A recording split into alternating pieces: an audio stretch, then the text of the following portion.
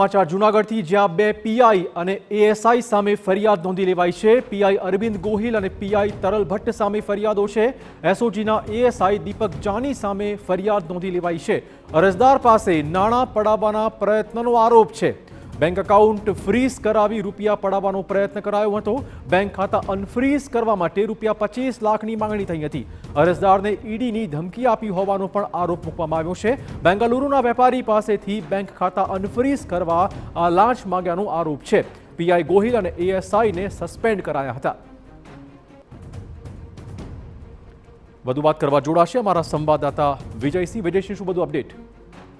ચોક્કસથી સિરાગ જણાવી દઉં તો જે રીતે જૂનાગઢ પોલીસને ખાકી વર્દી ઉપર જે વધુ એક દાગ લાગ્યો છે, જે સરકારના સેવક તરીકેની જે સત્તાનો જે દુરુપયોગ કરવામાં આવ્યો છે, એવી જે ઘટના જે જૂનાગઢના એસઓજી પીઆઈ અરવિંદ ગોહિલ અને પીઆઈ તરલ ભટ્ટ અને એએસઆઈ દીપક જાની ઉપર બી ડિવિઝન પોલીસ સ્ટેશનમાં આ મામલે ફરિયાદ પણ દાખલ થઈ ચૂકી છે। સમગ્ર ઘટનાની વાત કરી દઉં તો જે રીતે આ બેંગ્લોરનો જે વેપારી હતો, વેપારીનું જે એકાઉન્ટ છે, બેંક એકાઉન્ટ, તે અનફ્રીઝ કરવાનું હતું અને ફ્રીઝ કરી દેવામાં આવ્યું હતું અને આ અનફ્રીઝ કરવાની 25 લાખની માંગણી કરવામાં આવી હતી। જ્યારે ફરિયાદીએ તેઓને જણાવવામાં આવ્યું હતું કે એટલા પૈસા હું ન આપી શકું અને આ 4 લાખ રૂપિયા સુધી હું રકમ આપી શકું, પણ વધુને ક્યાંક ને ક્યાંક જે એએસઆઈ છે તે તમામ વિગતોની કબૂલાત જ્યારે તે એફઆઈઆરમાં લખવામાં આવી છે।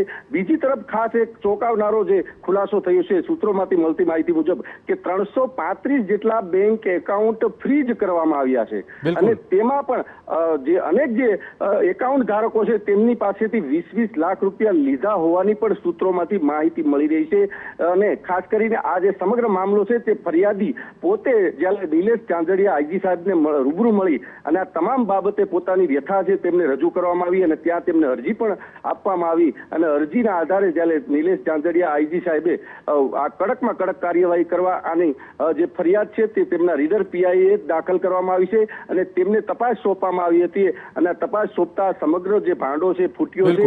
હજુ પણ ક્યાંક ને ક્યાંક વધુ આ જે એકાઉન્ટ જે ફ્રીઝ કરવામાં આવ્યા છે તેમાં આપને જે માહિતી આપી છે કે 335 જેટલા ખાતાઓ જે ફ્રીઝ કરવામાં આવ્યા છે, એટલે વધુ કેટલા ખુલાસા થાય તેવી પૂરેપૂરી શક્યતાઓ છે। આપનો આભાર વિજયસિંહ તમામ જાણકારી બદલ। તો ફરિયાદ નોંધી લેવાઈ છે, કાર્યવાહી ચાલુ છે, વધુ કેટલીક કરતૂતો બહાર આવે તેવી પણ પૂરેપૂરી શક્યતાઓ છે। અને હવે